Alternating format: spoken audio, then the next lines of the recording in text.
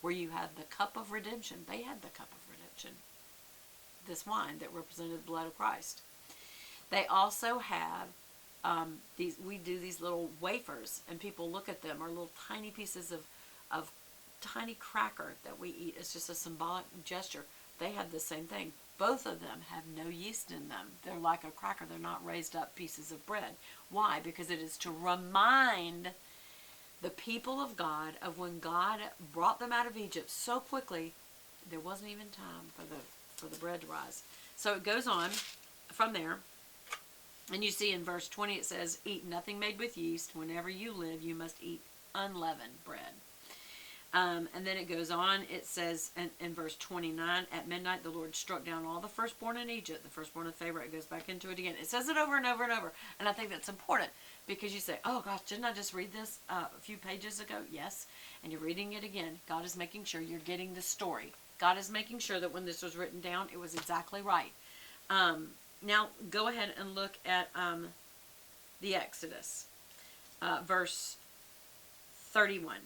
So Pharaoh summoned Moses and Aaron and said, get up, leave my people, and go. He has had it with all the plagues. He's had it with the fact that his firstborn son and everybody else's was killed, and the firstborn flock were killed, And he says, go, and also bless me, please.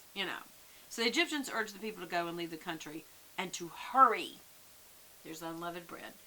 For otherwise, they said, we'll all die. So the people took their dough before the yeast was added. That is in verse 34.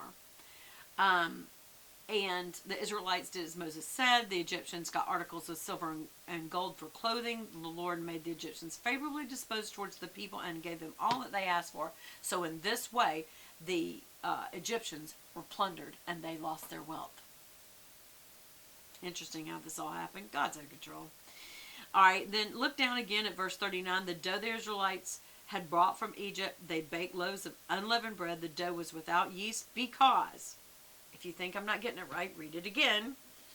They had been driven out of Egypt and did not have time to prepare food for themselves. This still is a way to remind them, you were in such a hurry to get out of there after all those plagues and the firstborn sons dying. And firstborn of the animals dying. Don't forget, there's little details like that matters as well. That they didn't even have time for the bread to rise. That was on purpose. That's why God said, I want you to remember this detail. The length of time, and so now you see in verse 40, the length of time the Israel people lived in Egypt was 430 years.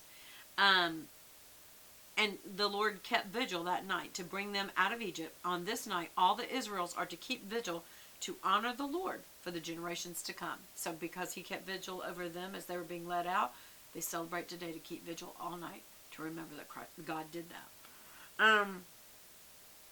All right, so then the Passover restrictions are discussed. And the Lord said to Moses and Aaron, these are the regulations in verse 33.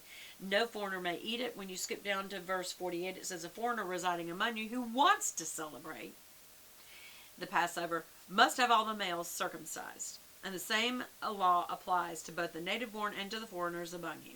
So God is allowing them to participate in a Jewish event, whether they're Jewish or not, as long as they go along with the way the Jews do it.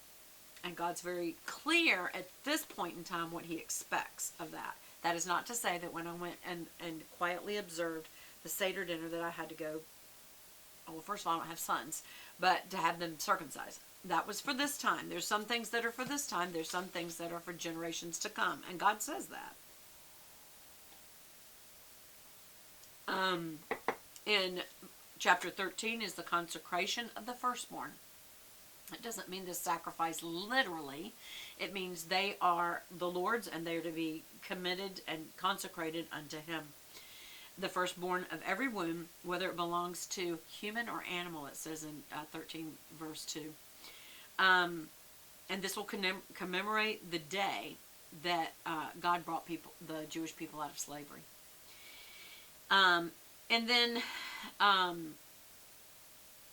nothing, again, containing yeast should be eaten. So in verse 5, it says you are to observe this ceremony in the month. For 7 days, eat bread made without yeast. And on the 7th day, hold a festival to the Lord. Eat unleavened bread during the 7 days. verse 8, it says, on that day tell your son, I do this because of what the Lord did for me. He goes over this again all the way, exactly the same, going back down over it again, down in verse 14. It says, in the days to come, when your son asks you, what does this mean with the mighty hand of God? Say to him, with the mighty hand, the Lord brought us out of Egypt. When the Pharaoh stubbornly refused to let us go, the Lord killed the firstborn of both people and animals. Again, this is said over and over. People always skip the part about the animals. I wouldn't. He repeats it every time he repeats it about the people. This is why I sacrificed the Lord's first male offspring of every womb and redeem each of the firstborn sons. It will be like a sign on your hand and on the symbol of your forehead that the Lord brought us out of Egypt with his mighty hand. Consecrate means to sacrifice something or to set it apart as belonging to God, to commit it to God. And this was to remind the people that God had delivered them. God has a right to all of mankind, but he commanded the Israelites to buy their sons back from him. And we'll see later on in the New Testament where we can look forward to the day that Jesus Christ would buy us back, paying the full price once sin has been paid for once and for all. So do you see? Are you starting to see some analogies here? Okay. Then crossing the Red Sea. This is in verse 17. When the Pharaoh let the people go, God did not lead them on the road through the Philistine country, even though it was shorter. Why? Because God's getting ready to do another miracle that only God can do, to show people back then that God is God. Guess what else? In my Sunday school class when I was 5 years old, he was showing me God was God then. When I was a teenager and I saw the, Cecil B. DeMille or whatever it is, where Charlton Heston or who played Moses, and they have the walls of water going up on either side. Sorry, y'all. I'm trying to keep from...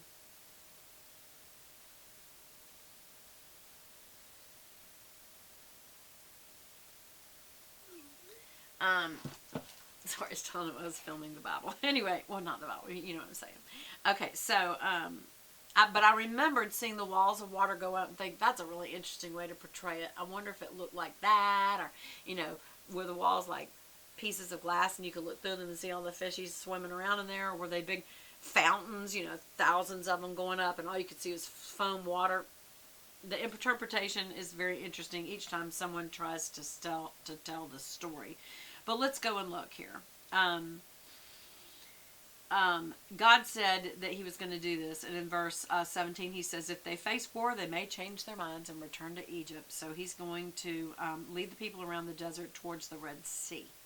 Moses took the bones of Joseph. Do you not remember when we were just talking about where Moses said, please take my bones and have me buried with my ancestors? Here we are, book and chapters later, where God is reminding us that happened. Okay. That's in verse 19 and, actually 19. And then it says, after leaving Succoth, this is on verse 20, chapter 13, verse 20. After leaving Succoth, they camped at Etham. Remember these names, Succoth and Etham. Why? Why, Beth? What does it matter? Because you'll need to know them. It will happen in life where you'll be like, I remember that. I read the Bible. I remember about that city. Okay. On the edge of the desert by day, the Lord went ahead of them in a pillar of cloud to guide them on their way, and at night in a pillar of fire to give them light. So you've got this covering during the day, probably from the heat and just the elements, and at night that same pillar was a fire so they could have light to keep traveling both day and night. And the pillar of the cloud did not leave that place at the front of the people, no matter what, while they were going. Then the Lord said, tell the Israelites to turn back and encamp here at Pi Hahiroth, between Migdal and the sea. So they did exactly what they were told to do, which was directly encamped by the sea, directly opposite of Baal Zephon. I don't know if some of you traveled to Egypt or to Israel, and you see some of these city names. Some have changed, some have not. So it's a really cool thing to do those kind of things. He says, I will harden the Pharaoh's heart, and he will pursue them, but I will gain for myself glory through the Pharaoh. God is doing this again, so that he's making the Pharaoh come after him, so that he can once again show him who's boss here. Okay? And if you think I'm making that up or taking kind of poetic license with the word of God, look what the next line says in verse 4 at the very end. It says, and all his army, and the Egyptians will know that I am the Lord. He's being very clear why he's doing it. In verse 5 it says, the king of Egypt was told that the people had fled. And what do you think he thinks? He thinks, hey, wait a minute, what have we done? The Israelites are gone, and now we've lost their services. And so he had all them get their chariots ready, and they took 600 of their best chariots. Their best, think of that as their best tanks. So this is war. They're going after them. And in verse 8 it says, the Lord hardened the heart of Pharaoh, king of Egypt, so that he pursued the Israelites who were marching out boldly. The Egyptians, all Pharaoh's horses and chariots, horsemen and troops, pursued them and overtook them as they camped by that Pi Hahiroth opposite Baal Zephon. And Pharaoh approached, and the Israelites looked up, and there were the Egyptians marching after them, and they were terrified, and they cried out to God, and they said to Moses, was it because there were no graves in Egypt that you brought us in the desert to die? That is in verse 11. Why have you done this to us after bringing us out of Egypt? So they're complaining. It would have been better for us to serve the Egyptians than to die in the desert. Yep, we do that sometimes. We say things like that. Verse 13. Moses answered the people. He says, don't be afraid. Stand firm, and you will see the deliverance of the Lord that will... what the deliverance the Lord will bring you today. The Lord will fight for you. You need to only be still. Do you see why you